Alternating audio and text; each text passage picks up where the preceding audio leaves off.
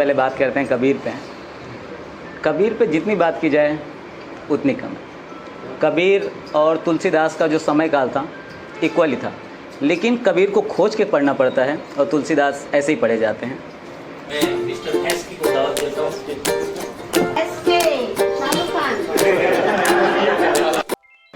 लेकिन विषय ये नहीं है, कबीर का विषय आप उन पर कहीं भी बात कर सकते हैं। इतना बड़ा कैनवास है, कुछ भी उठाएंगे वो मिल जाएगा उनके हिस्से में। लेकिन मेरा विषय है कि कबीर और मैं उनसे कैसे मिला। तो कबीर से मुलाकात होती है मुझे स्कूल में किताबों के थ्रू। जब मैंने पढ़ा कुछ समझ नहीं आया। टीचर भी कैसे पढ़ाते हैं, एकदम कोई गा के तो पढ़ाता नहीं है, एकदम नीरस तरीके से पढ़ाया गया, तो समझ नहीं आया।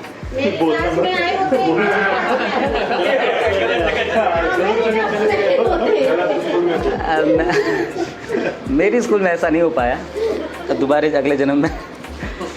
फिर क्या होता है, एक बार ऐसे स्कूल में फंक्शन रहता है, तो वहाँ पे एक लड़की रहती है हमारे क्लास की, वो गाती है।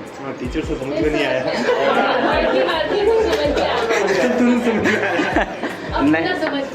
नहीं, उनके गाने का वो तरीका इतना अच्छा था कि बड़ा हुआ तो क्या हुआ, जैसे पेड़ खजूर, पंछी को छाया नहीं। वो इतना ज़्यादा आलाप लेते थे, वो बहुत अच्छा लगता था। फल लागे अति दूर, ये सुना।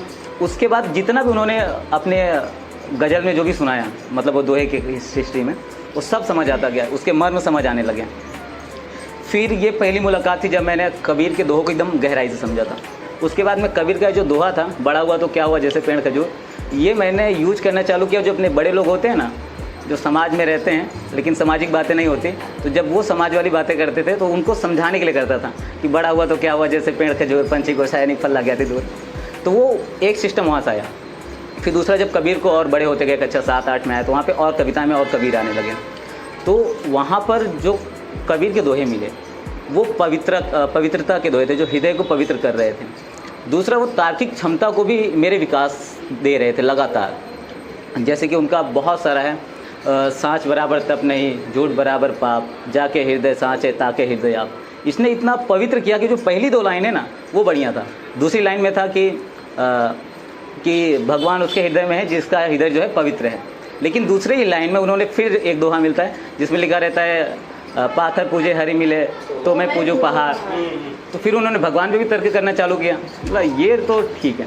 फिर उनके बहुत सारे ऐसे आए, जैसे एक उनका मुझे और पसंद है कि कबीरा कुआं एक है, कबीरा कुआं एक है, पानी भरे अनेक, बर्तन में ही भेद है, पानी सब में एक। अद्भुत। फिर इस तरीके से उन्होंने मुझे तर्क करने की क्षमता दी, शायद मुझे ऐसा लगता है। और सिर्फ उन्होंने नहीं, बहुत सारी चीज़ों में और बहुत सारी कविताएं थी, लेकिन कबीर का एक फैक्टर है मेरे जीवन में, ऐसा लगता है। फिर और बड़े होने लगे तो कबीर बहुत गहराई से उतरे, लेकिन इतनी गहराई से नहीं उतर पाए जितना मैंने अभी हाल ही में एक दोहा को उनके समझा। वो ये था, वो दोहा बहुत पॉपुलर है, इतना पॉपुलर है कि हर कोई जानता, लेकिन अमल कोई नहीं करता। काल करे सो आज कर, आज करे सो पल में प्रलय होएगी बहुरी के रोग।